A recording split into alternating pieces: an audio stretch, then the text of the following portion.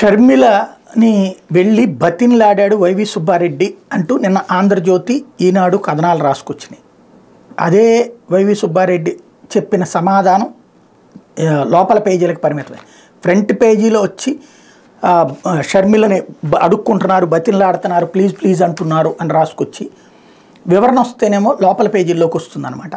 విజయమ్మను హైదరాబాద్లో కలిసి మా కుటుంబ విషయాలపై మాట్లాడా, నేను జగన్ తరపున షర్మిలతో మధ్యవర్తిత్వానికి వెళ్ళలేదు. నెల రోజుల తర్వాత విజయమ్మను ఆదివారమే కలిశాను. వైకాపా ప్రాంతీయ సమన్వయకర్త సీఎం జగన్ చిన్నాన్న వైవి సుబ్బారెడ్డి చెప్పారు. మంగళవారం తాడేపల్లి క్యాంప్ కార్యాలయంలో ఆయన సీఎం జగన్తో సమావేశమయ్యారు. తర్వాత విలేకరులతో మాట్లాడుతూ నేను విజయమ్మ వద్దకు వెళ్ళి మాట్లాడితే షర్మిలతో మధ్యవర్తిత్వానికి వెళ్ళాలని ప్రచారం చేయడం తగదు. మేము రాయబారాలు చేయాల్సిన అవసరం లేదు. షర్మిల కాంగ్రెస్లో చేరుతున్నారో లేదో నాకు తెలియదు. ఆమె కాంగ్రెస్లో చేరిన వైకాపాకి ఎట్లాంటి ఇబ్బంది ఉండదు. తాను షర్మిల వెంట నడుస్తానన్న ఆళ్ల రామకృష్ణారెడ్డి చెప్పడం ఆయన వ్యక్తిగతం. వైకాపాలోని పలువురు ఎమ్మెల్యేలు షర్మిల వెంట వెళ్తారని కావాలని కొందరు వదంతులు సృష్టిస్తున్నారు. వచ్చే ఎన్నికల్లో వైకాపా నష్టపోకుండా ఉండేందుకే పార్టీ సమన్వయకర్తలను జగన్ మారుస్తున్నారు. వాస్తవ పరిస్థితులు, విజయావకాశాలు, అభ్యర్థి పట్ల ప్రజల్లో వ్యతిరేకత లాంటి అంశాల ఆధారంగా మార్పు చేర్పులు చేస్తున్నారు.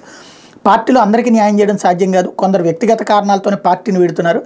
విశాఖ తూర్పులో ఎంపీ ఎంవీవీ సత్యనారాయణ బలమైన అభ్యర్థి అని అనుకోబట్టే ఆయన సమన్వయకర్తగా నియమించాం. తిప్పల నాగిరెడ్డి ఆళ్ల రామకృష్ణారెడ్డితో వివిధ సందర్భాల్లో మాట్లాడాం.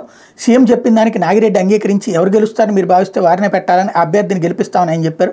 మొత్తం 175 స్థానాలు గెలవాలనేదే మా లక్ష్యం. అందువల్లే కొన్ని సీట్లో మార్పు చేర్పులు చేస్తున్నాం. అది నచ్చని వాళ్ళు వేరే పార్టీల వైపు చూస్తున్నారేమో అంటే వైవి సుబ్బారెడ్డి చెప్పుకొచ్చారు.